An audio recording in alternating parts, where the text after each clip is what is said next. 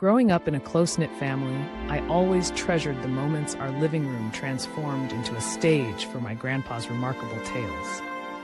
He was an extraordinary man, with a history as colorful as his stories.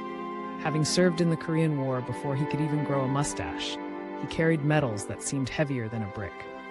Over the years, he wore many hats: a used car salesman, a librarian, and even an archaeologist. His lively narratives, blending fact with delightful exaggeration, filled every family gathering with wonder and intrigue, sparking my lifelong fascination with the mysterious world of history. On one memorable Christmas Eve, my grandpa spun a captivating yarn about a mystical relic known as the Mask of Ashes. He described it as being crafted 1,000 years ago by a man whose soul was possessed, granting visions of the future to anyone who dared wear it. Although he later dismissed the tale as a drunken embellishment, the vivid details had already woven themselves into our imaginations. That night, as we all laughed off the fantastical story, the legend took root in my heart. I began viewing every shadow and whisper of history with a spark of hope that magic might still exist, hidden in plain sight indeed. When it came time to pack Grandpa's belongings before moving him to a nursing home, I was assigned the attic, the most mysterious room in his red, aging house. Ascending the creaky attic stairs, I encountered rows of dusty boxes and a solitary, cobweb desk bathed in a faint sunbeam.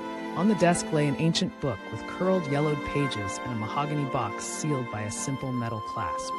Inside that box, I discovered a plain mask made of what appeared to be dried animal hide. I felt an odd mix of nostalgia and curiosity, wondering if this final relic was the secret to Grandpa's legendary stories beyond belief. With a blend of skepticism and hope, I decided to try on the mask despite its plain appearance. In an instant, the familiar attic began to twist. Walls melted into a flowing crimson pool, and the air turned heavy with a metallic scent.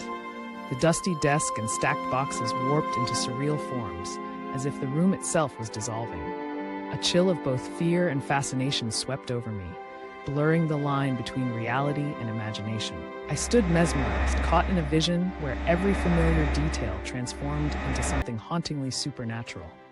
I wondered if truth had finally arrived. In the midst of the surreal transformation, a towering figure emerged from the red haze. A creature with goat-like legs and 4 burning eyes strode forward, exuding an eerie calm. I sensed an unsettling presence as this mysterious being, known as Lucifer, extended a spectral hand, marking my fate. The vision deepened into an apocalyptic promise as he referenced the 4 horsemen. Overwhelmed yet strangely captivated, I felt an inexplicable pull toward the unfolding destiny, knowing that this encounter would forever alter my fate.